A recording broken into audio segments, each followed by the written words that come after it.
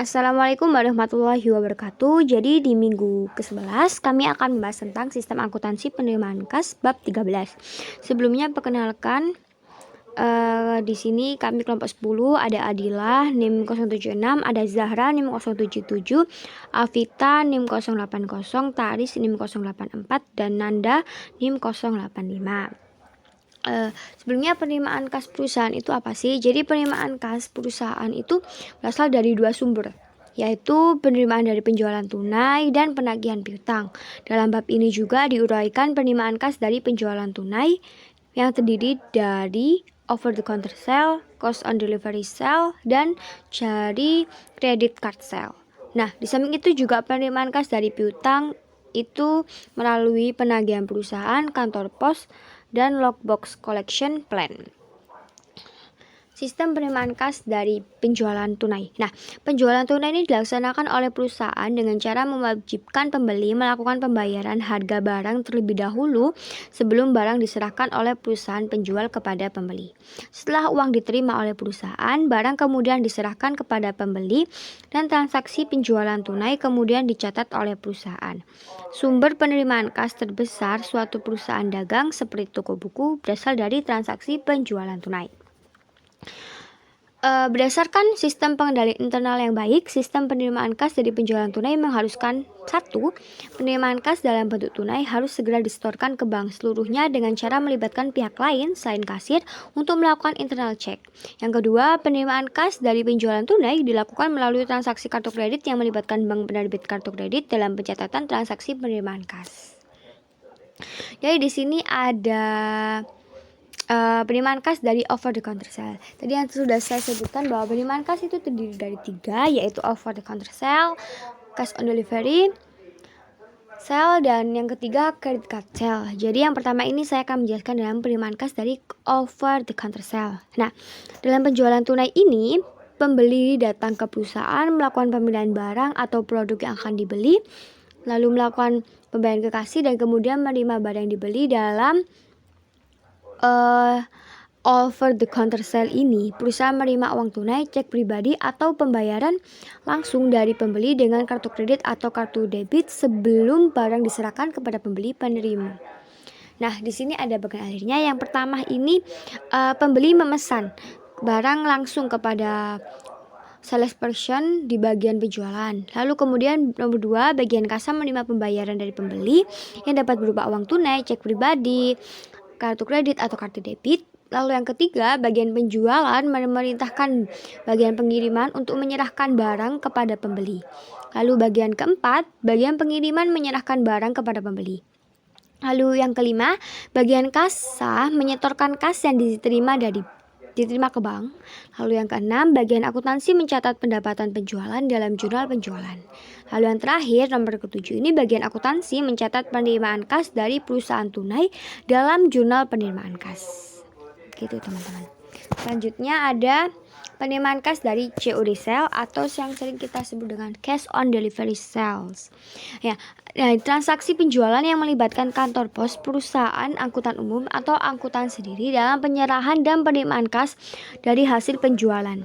Nah, COD sale merupakan sarana untuk memperluas daerah pemasaran dan untuk memberikan jaminan penyerahan barang bagi pembeli dan jaminan penerimaan kas bagi perusahaan penjual. Nah, di sini ada alirnya. Yang pertama itu pembeli memesan barang lewat surat yang dikirim melalui kantor pos. Kemudian penjual mengirimkan barang melalui kantor pos pengirim dengan cara mengisi formulir COD sales di kantor pos.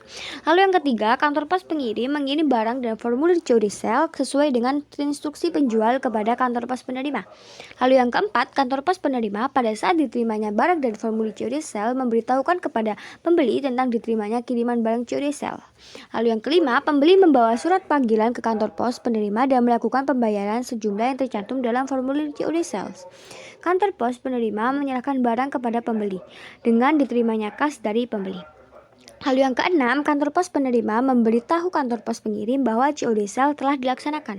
Lalu yang ketujuh, kantor pos pengirim memberitahu penjual bahwa COD sale telah selesai dilaksanakan, sehingga penjual dapat mengambil kas yang diterima dari pembeli.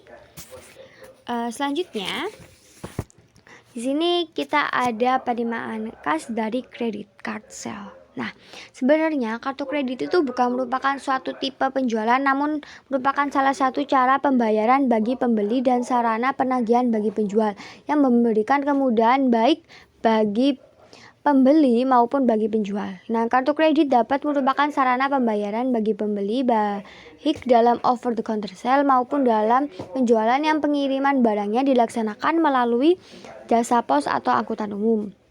Nah, kartu kredit dapat digolongkan menjadi 3 kelompok. Yang pertama, kartu kredit bank, kartu kredit perusahaan, dan kartu kredit bepergian dan hiburan. Kartu kredit bank sendiri ini diterbitkan oleh bank atau lembaga keuangan yang lain. Kartu kredit bank yang banyak beredar adalah Visa dan Mastercard. Lalu, jika yang kartu perusahaan ini, kartu kredit perusahaan maksud saya ini diterbitkan oleh perusahaan tertentu untuk para pelanggannya. Pelanggan dapat menggunakan kartu kredit ini untuk memberikan barang hanya ke perusahaan yang menerbitkan kartu kredit tersebut. Lalu yang ketiga kan ada kartu bepergian dan hiburan. Nah, seperti American Express, Diners Club, dan card balance biasanya digolongkan ke dalam travel dan entertainment card karena umumnya kartu-kartu tersebut digunakan dalam bisnis restoran, hotel, dan motel. Nah, di sini juga ada bagian addendumnya. Yang pertama itu pemegang kartu kredit tadi memesan barang ke bagian penjual. Lalu yang kedua, bagian penjual memerintahkan bagian pengiriman untuk menyerahkan barang kepada pembeli. Lalu pemegang kartu kredit tadi membayar dengan kartu kredit ke bagian kas. Lalu bagian kas menyetor slip kartu kredit ke bank penerbit kartu kredit. Salah. Sebelumnya itu ada ini teman-teman.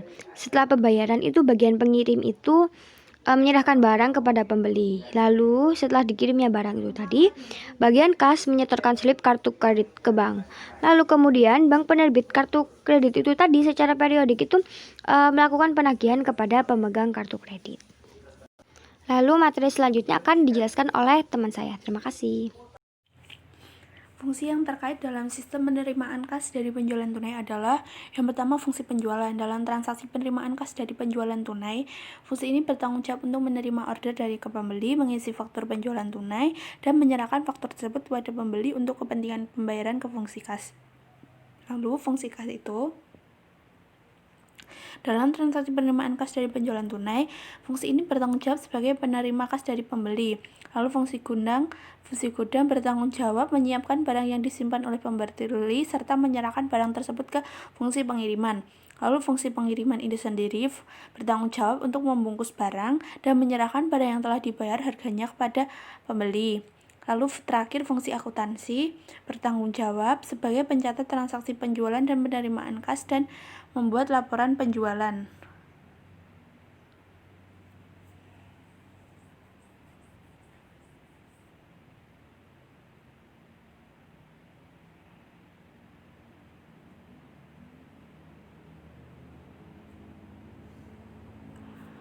Informasi yang diperlukan oleh manajemen dari penerimaan kas dari penjualan tunai adalah: pertama, jumlah produk pendapatan penjualan menurut jenis produk atau kelompok produk selama jangka waktu tertentu, jumlah kas yang diterima dari penjualan tunai, jumlah harga pokok produk yang dijual selama jangka waktu tertentu, nama dan alamat pembeli.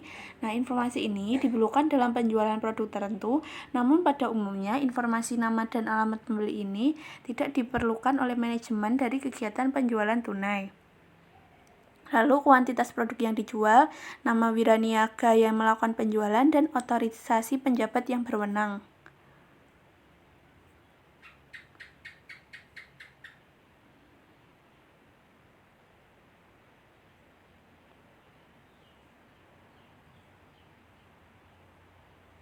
Lalu dokumen yang digunakan dalam sistem penerimaan kas dari penjualan tunai, yang pertama faktur penjualan tunai. Nah, dokumen ini digunakan untuk merekam sebagai informasi yang diperlukan oleh manajemen mengenai transaksi penjualan tunai. Lalu pita register kas atau cash register tab. Dan dokumen ini dihasilkan oleh fungsi kas dengan cara mengoperasikan mesin register. Pita register ini merupakan bukti penerimaan kas yang dikeluarkan oleh fungsi kas dan merupakan dokumen pendukung faktur penjualan tunai yang dicatat dalam jurnal penjualan. Yang ketiga, credit card sales slip. Dokumen ini dicetak oleh credit card center bank yang menerbitkan kartu kredit yang diserahkan kepada perusahaan atau disebut merchant yang menjadi anggota kartu kredit. Bagi perusahaan yang menjual barang atau jasa, dokumen ini diisi oleh fungsi kas dan berfungsi sebagai alat untuk menagih uang tunai dari bank yang mengeluarkan kartu kredit untuk transaksi penjualan yang dilakukan kepada pemegang kartu kredit. Yang keempat, bill of lading. Nah, dokumen ini merupakan bukti penyerahan barang dari perusahaan penjualan barang kepada perusahaan angkutan umum. Nah, dokumen ini digunakan oleh fungsi pengiriman dalam penjualan COD yang penyerahan barangnya dilakukan oleh perusahaan angkutan umum. Lalu yang kelima, faktur penjualan COD. Nah, dokumen ini digunakan untuk merekam penjualan COD. Lalu yang keenam, bukti store bank. Dibuat oleh fungsi kas sebagai penyetoran kas yang diterima dari piutang ke bank. Bukti store dibuat 3 lembar dan diserahkan oleh fungsi kas ke bank bersamaan dengan penyetoran dari piutang ke bank. 2 lembar tembusannya diminta kembali ke bank setelah ditandatangani dan dicap oleh bank sebagai bukti penyetoran kas ke bank. Bukti store bank diserahkan oleh fungsi kas pada fungsi akuntansi dan dipakai oleh fungsi akuntansi sebagai dokumen sumber untuk pencatatan transaksi penerimaan kas dari piutang ke dalam jurnal penerimaan kas. Yang terakhir, rekapitulasi harga pokok penjualan. Dokumen ini digunakan oleh fungsi akuntansi untuk meringkas harga pokok produk yang dijual selama satu periode. Catatan akuntansi yang digunakan, yang pertama, jurnal penjualan. Digunakan oleh fungsi akuntansi untuk mencatat meringkas data penjualan. Jika perusahaan menjual berbagai macam produk dan manajemen memperkukuh informasi penjualan setiap jenis produk yang dijualnya selama jangka waktu tertentu, dalam jurnal penjualan disediakan satu kolom untuk setiap jenis produk guna meringkas informasi penjualan menurut jenis produk tersebut. Yang kedua, jurnal penerimaan kas. Digunakan oleh fungsi akuntansi untuk mencatat penerimaan kas dari berbagai sumber, diantaranya penjualan tunai. Yang ketiga, jurnal umum. Nah, dalam transaksi penerimaan kas dari penjualan tunai, jurnal ini digunakan oleh fungsi akuntansi untuk mencatat harga pokok produk yang dijual.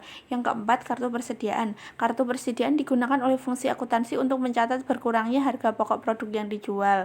Kartu persediaan ini diselenggarakan di fungsi akuntansi untuk mengawasi mutasi dan persediaan barang yang disimpan di gudang. Yang kelima, kartu gudang. Catatan ini tidak termasuk catatan akuntansi karena hanya berisi data kuantitas persediaan yang disimpan di gudang. Catatan ini diselenggarakan oleh fungsi gudang untuk mencatat. Kartu gudang yang digunakan untuk mencatat berkurangnya kuantitas produk yang dijual. Jaringan prosedur yang membentuk sistem penerimaan kas dari penjualan tunai adalah sebagai berikut. Yang pertama, prosedur order penjualan, lalu penerimaan kas, lalu penyerahan barang. Yang keempat, pencatatan penjualan tunai. Yang kelima, penyetoran kas ke bank. Yang keenam, pencatatan penerimaan kas. Dan terakhir adalah pencatatan beban pokok penjualan. Unsur pengendalian internal di organisasi ini, fungsi penjualan harus terpisah dari fungsi kas. Fungsi kas harus terpisah dari fungsi akuntansi. Lalu transaksi penjualan tunai harus dilaksanakan oleh fungsi penjualan, fungsi kas, fungsi pengiriman, dan fungsi akuntansi. Yang lalu, sistem otorisasi dan prosedur pencatatan. Penerimaan order dari pembeli diotorisasi oleh fungsi penjualan dengan menggunakan formulir faktur penjualan tunai. Lalu, penerimaan kas diotorisasi oleh fungsi kas dengan cara membubuhkan cap lunas pada faktur penjualan tunai dan penempelan pita register kas pada faktur tersebut. Lalu, penjualan dengan kartu kredit bank didahului dengan permintaan otorisasi dari bank penerbit kartu kredit. Lalu, penyerahan barang diotorisasi oleh fungsi pengiriman dengan cara membubuhkan cap sudah diserahkan pada faktur penjualan tunai. Yang ke-8, pencatatan dalam buku jurnal diotorisasi oleh fungsi akuntansi dengan cara memberikan tanda pada faktur penjualan tunai. Di praktik yang sehat, faktur penjualan tunai bernomor urut tercetak dan pemakaiannya dipertanggungjawabkan oleh fungsi penjualan. Lalu, jumlah kas yang diterima dari penjualan tunai disetor seluruhnya ke bank pada hari yang sama dengan transaksi penjualan tunai atau hari kerja berikutnya. Lalu, penghitungan saldo kas yang ada di tangan fungsi kas secara periodik dan secara mendadak oleh fungsi pemeriksa intern. Lalu berikut adalah bagan alih dokumen sistem penerimaan kas dari over the counter sale. Nah, dalam penjualan tunai ini, pembeli datang ke perusahaan melakukan pembelian barang atau produk yang akan dibeli, lalu pembayaran ke kasir dan kemudian menerima barang yang dibeli dalam over the counter sale ini, perusahaan menerima uang tunainya atau berupa cek pribadi, uang tunai, atau pembayaran langsung dari pembeli dengan cara kredit card sebelum barang diserahkan kepada pembeli. Nah, Penerimaan kas dari over the counter sale dilaksanakan melalui prosedur, yaitu pembeli memesan barang langsung kepada wiraniaga atau salesperson di bagian penjualan. Nah, ini di bagian penjualan itu menerima order dari pembeli. Nah, setelah menerima order itu mengisi faktur penjualan tunai yang dicetak melalui 3 rangkap ya, yang akan diserahkan ke pembeli. Lalu di bagian kasa itu menerima pembayaran tunai dari pembeli yang dapat berupa uang tunai, cek pribadi, atau kartu kredit. Nah, ini juga menggunakan FPT, faktur penjualan tunai, lalu menerima uang dari pembeli dicatat di FPT, lalu mengoperasikan register kas yang akan dicetak di FPT 2 rangkap, lalu uang tersebut akan disetorkan ke bank. Nah, di bank ini juga ditunjukkan bukti setor bank berupa 3 rangkap ya, dan di 2 rangkapnya diserahkan oleh bank, disimpan oleh bank dan mengisi bukti setor bank tersebut. Lalu di bagian gudang itu mencetak FPT lembar 2 dan juga mencetak kartu gudang sebagai berapa juga persediaan barang yang ada di gudang dan menyesuaikan dengan pesanan yang dibeli oleh pembeli. Lalu bagian gudang menyerahkan barang serta menyerahkan FPT lembar 2 bersama barang tersebut ke bagian pengiriman. Bagian pengiriman lalu membandingkan antara FPT lembar 1 dan FPT lembar 2. Lalu setelah itu menyerahkan barang kepada pembeli disertai dengan dokumen tadi bersamaan dengan sebagai slip pembungkusan tersebut juga ditambahkan dalam faktur tersebut. Lalu di sini adalah bagian alir dokumen sistem penerimaan kas dari over the counter sale lanjutannya.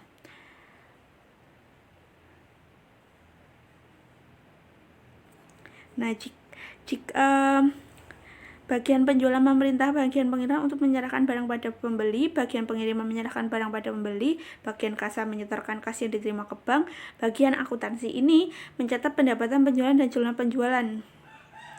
Nah, jika kas yang diterima berupa cek pribadi, bank penjual atau bank yang menjual memiliki rekening giro di dalamnya, kemudian akan mengurus cek clearing tersebut ke bank pembeli. Bank yang pembeli atau bank yang pembeli memiliki rekening giro di dalam kas. Jika kas yang diterima berupa kartu kredit, bank penjual yang merupakan penerbit kartu kredit langsung menambah saldo rekening giro penjual setelah dikurangi dengan credit card free. Nah, di sini saya akan menjelaskan tentang bagian alir dokumen sistem penerimaan kas. Untuk bagian alir dokumen sistem penerimaan kas itu ada berbagai sumber.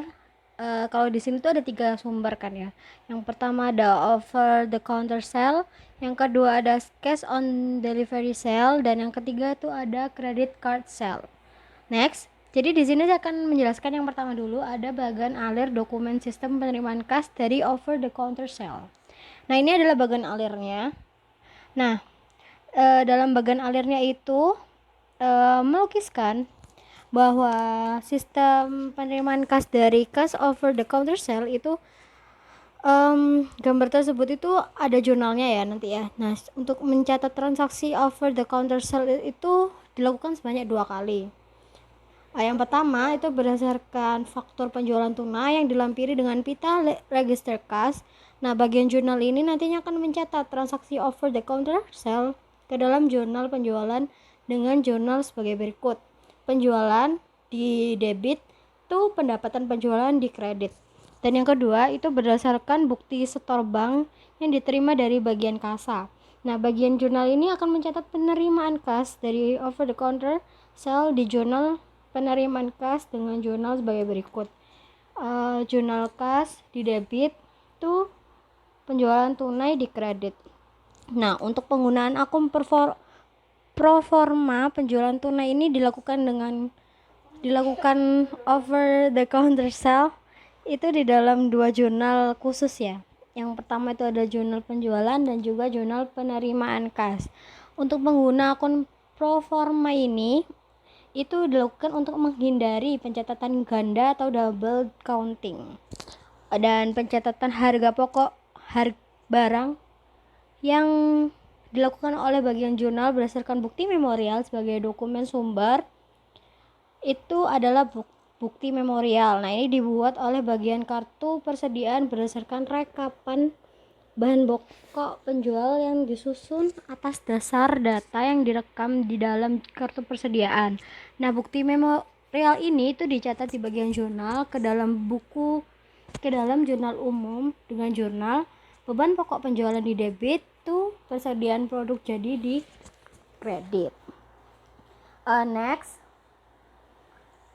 ini adalah bagian alur dokumen lanjutan yang dari tadi yang over the counter sale itu. Nah, di sini ada bagian alur dokumen sistem penerimaan kas dari cash on delivery sale. Nah, pada bagian ini itu menyajikan alur penerimaan kas yang dilaksanakan melalui perusahaan angkutan umum. Perintah COD sale direkam oleh bagian order penjualan di dalam dokumen faktur penjualan COD yang bisa dilihat di jurnal. Maksud saya dilihat di bagian layar. Nah, nanti ini dalam faktur penjualan COD tersebut dicantumkan nomor bill of lading dan ruang untuk tanda tangan pelanggan sebagai bukti tanda terima barang. Nah, faktur penjualan ini tuh dikirimkan oleh bagian order penjualan kepada bagian pengirim sebagai perintah untuk mengirimkan barang kepada pelanggan. Nah, nantinya bagian pengirim akan membuat bill of lading sebagai dokumen penyerahan barang dari perusahaan kepada perusahaan angkutan umum. Nah, bagian pengirim membuat bill of lading itu dalam 4 lembar ya. Yang pertama itu lembar 1 dan 2 itu diserahkan kepada perusahaan angkutan. Maksudnya di sini tuh angkutan umum, dan nanti itu akan dimintakan tanda tangan pelanggan sebagai tanda terima barang oleh pelanggan. Pada lembar 1 diserahkan kepada pelanggan dan untuk lembar kedua itu disimpan. Nah, nanti akan diarsipkan perusahaan gitu. Nah, untuk lembar 3 itu akan dikirimkan kepada bagian pengirim ke bagian order penjualan untuk memberitahu bahwa bagian pengirim itu telah melaksanakan pengiriman yang sesuai. Nah, yang untuk ke lembar 4 ini tuh nanti tuh sebagai arsip bagian pengirim menurut tanggal pengiriman yang dilaksanakan.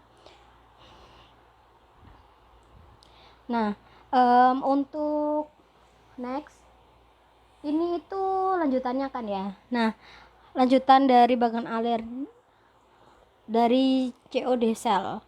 Nah, COD sale ini juga melakukan pencatatan jurnal.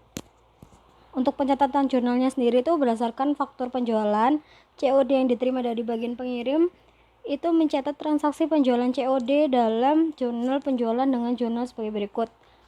Piutang penjualan COD di debit, tuh pendapatan penjual di kredit. Dan yang kedua, setelah dicek nantinya kan akan diterima pelanggan oleh perusahaan angkutan umum dan disetorkan ke bank berdasarkan bukti setor yang dilampiri dengan faktur penjualan COD. Nah, bagian jurnal mencatat penerimaan kas yang dari pelanggan tadi itu dijurnalkan dalam kas di debit, tuh penjualan piutang COD di kredit. Begitu.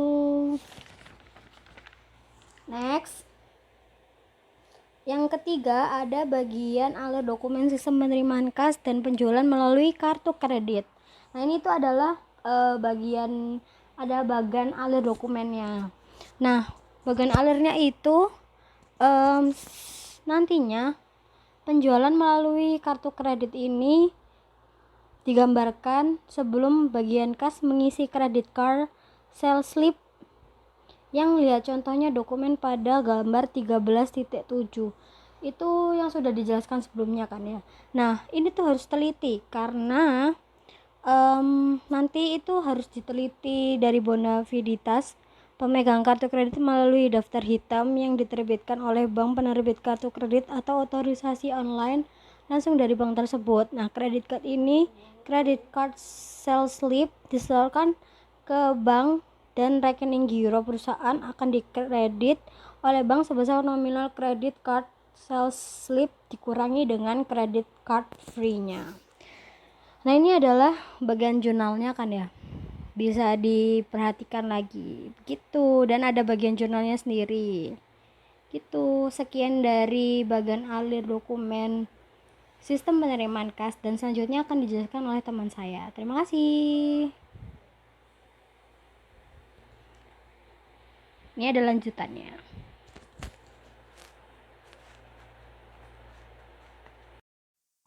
Di sini saya akan menjelaskan mengenai sistem penerimaan kas dari piutang.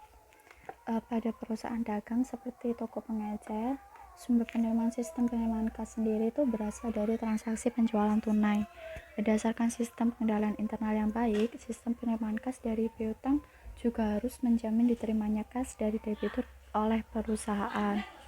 Nah, untuk menjamin penerimaan kas oleh perusahaan, sistem penerimaan kas itu sendiri dari piutang mengharuskan 2 poin ini.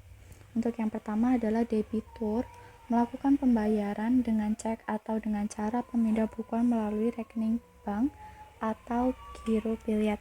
Jika perusahaan hanya menerima kas dalam bentuk cek dari debitur yang ceknya atas nama perusahaan atau bukan atas unjuk, akan menjamin kas yang diterima oleh perusahaan masuk ke rekening giro bank perusahaan, dan juga pemindah bukuan akan memberikan jaminan penerimaan kas masuk ke rekening giro bank perusahaan. Dan untuk yang kedua adalah kas yang diterima dalam bentuk cek dari debitur harus segera disetorkan ke bank dalam jumlah yang penuh. Untuk slide selanjutnya adalah cancel check, di mana cancel check ini adalah cek yang telah digunakan untuk membayar dan oleh penerima cek telah diuangkan atau dicairkan ke bank.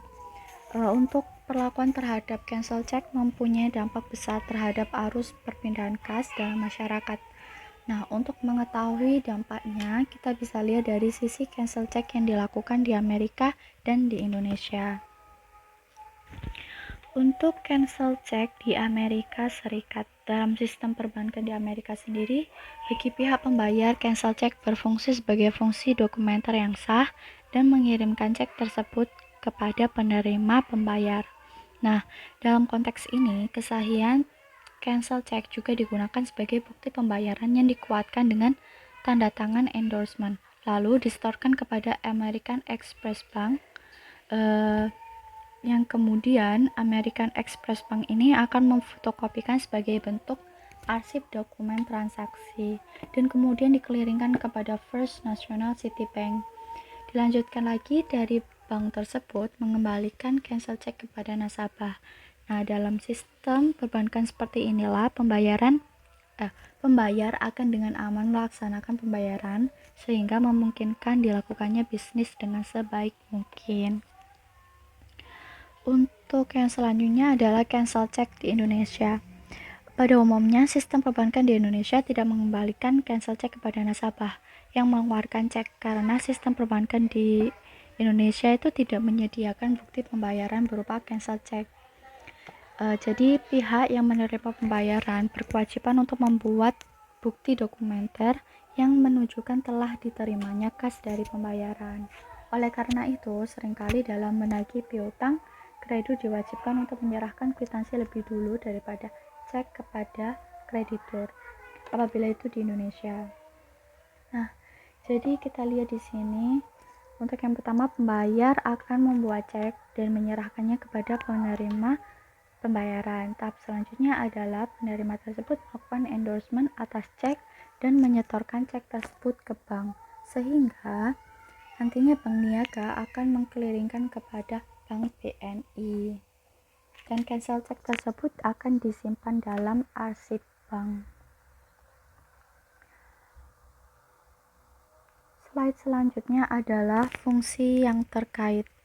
Nah, fungsi yang terkait dalam sistem penerimaan kas dari piutang ini terdiri dari 5 fungsi.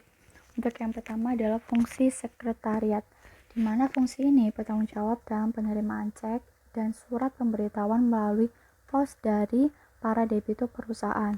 Selain itu, fungsi ini juga bertugas membuat daftar surat pemberitahuan atas dasar surat pemberitahuan yang telah diterima bersama cek dari para debitur.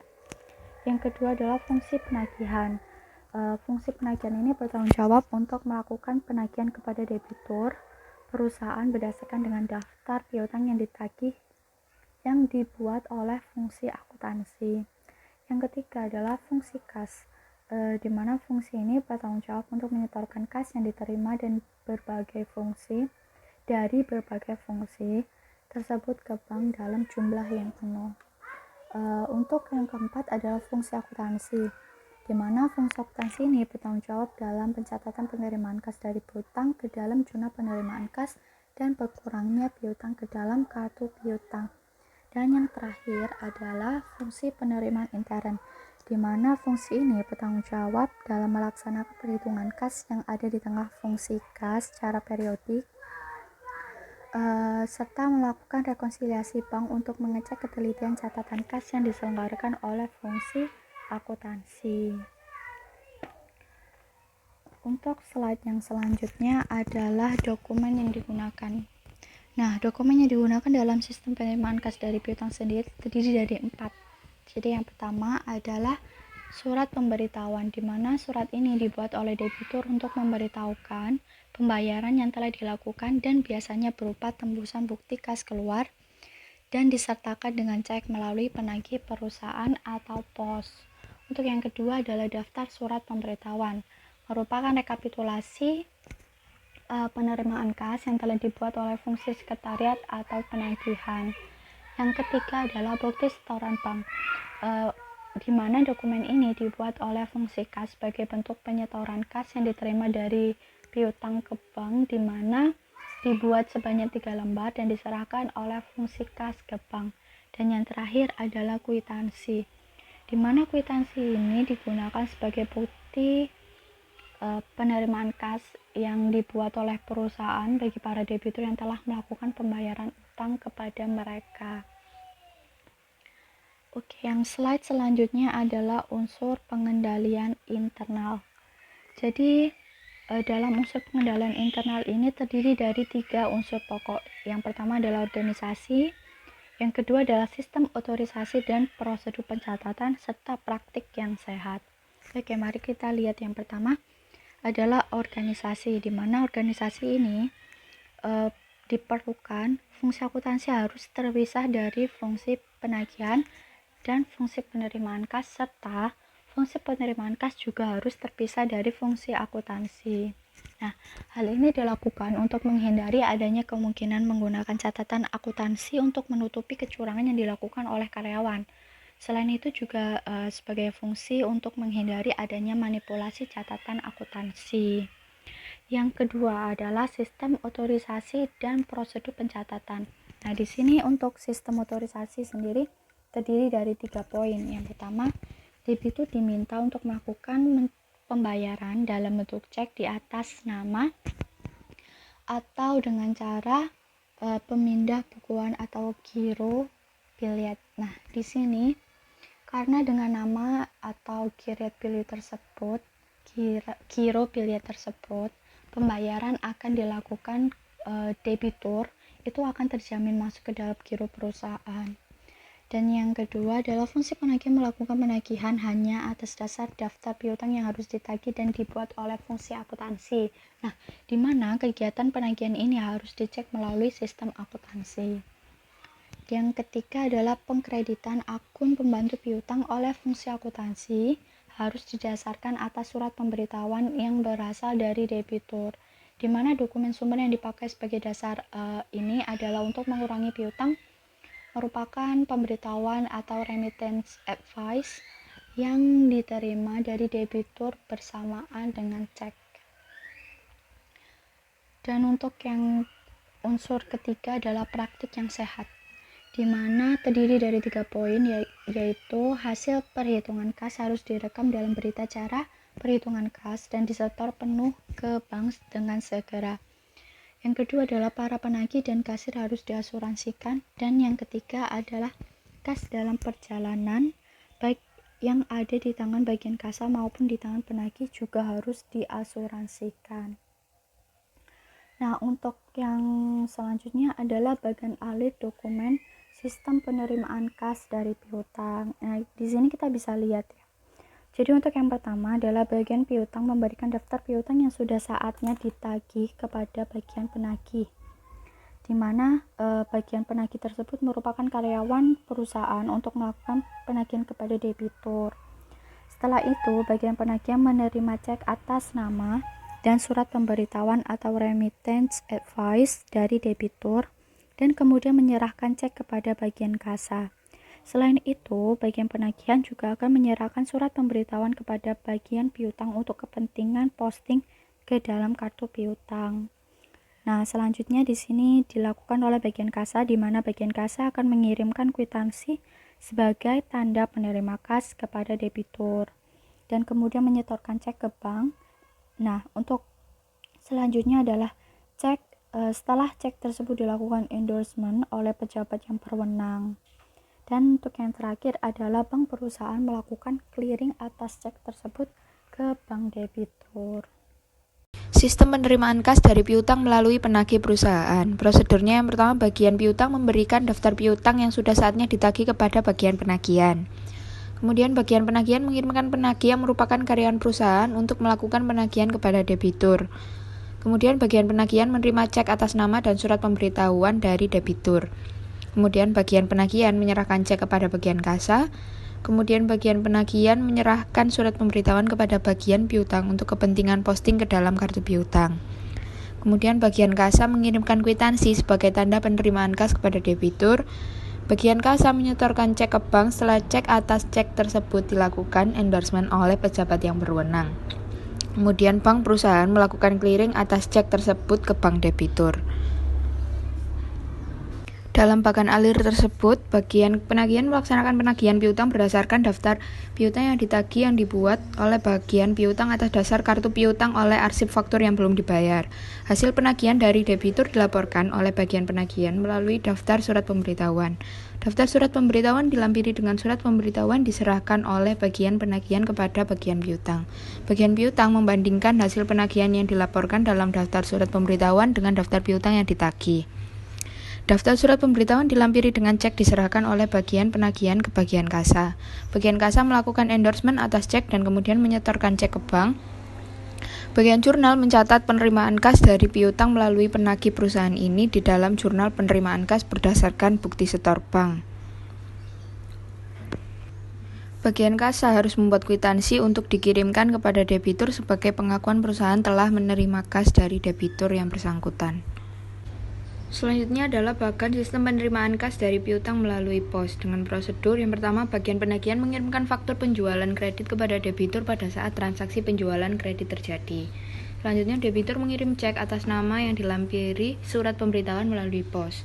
Kemudian bagian sekretariat menerima atas nama dan surat pemberitahuan dari debitur. Kemudian bagian sekretariat menyerahkan cek kepada bagian kasa, kemudian bagian sekretariat menyerahkan surat pemberitahuan kepada bagian piutang untuk kepentingan posting ke dalam kartu piutang. Kemudian bagian kasa mengirimkan kwitansi kepada debitur sebagai tanda terima pembayaran dari debitur. Kemudian bagian kasa menyetorkan cek ke bank. Setelah cek atas cek tersebut dilakukan endorsement oleh pejabat yang berwenang, kemudian bank perusahaan melakukan clearing atas cek tersebut ke bank debitur. Menyajikan prosedur penerimaan kas dari piutang melalui logbox collection plan. Yang pertama, bagian penagihan mengirimkan faktur penjualan kredit kepada debitur pada saat transaksi penjualan kredit terjadi.